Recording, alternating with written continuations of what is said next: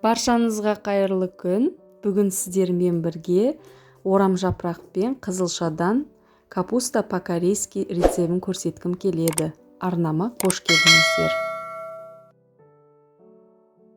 Ең алдымен аса ірі емес, орташа келген орам жапырақты ортасынан бөліп, видеода көрсетілгендей ірі бөліктерге бөлеміз де ыдысымызға саламыз.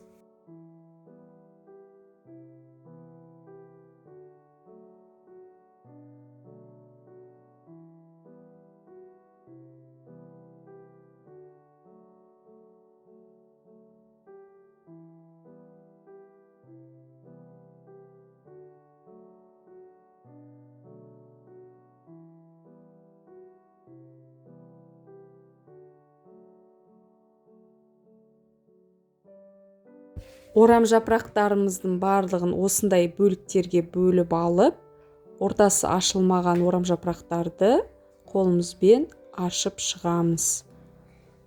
Енді осының үстіне бір ірілеу келген қызылшаны корейский теркадан өткізіп салып шығасыздар.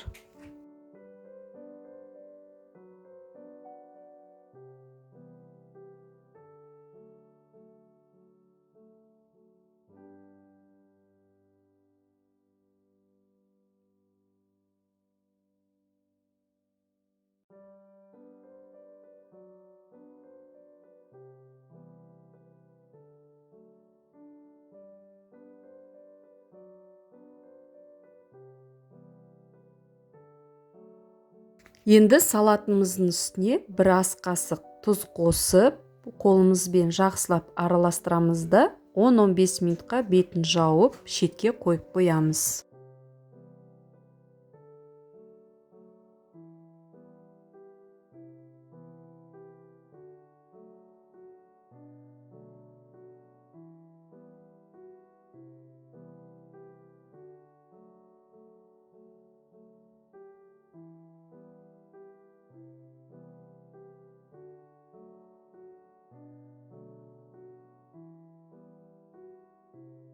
Он 15 минут уақытымыз өткеннен кейін 1,5 шай қасық кинза, жарты шай қасық қызыл ащы бұрыш қосамыз.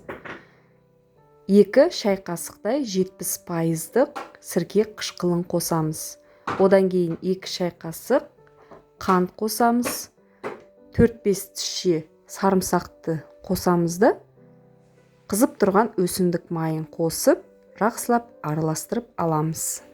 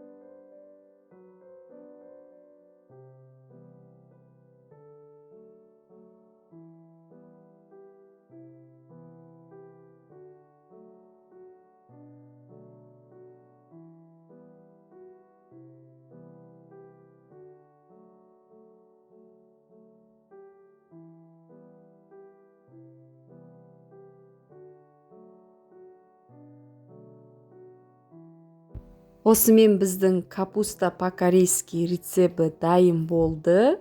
Сіздерге кеңесім үй жағдайында жасап көрсеңіздер болады. Өте керемет болып шығады. Егер видеом ұнап жатса, астына пікірлеріңізді қалдырыңыздар. Лайк басып, арнама тіркелуді ұмытпаңыздар.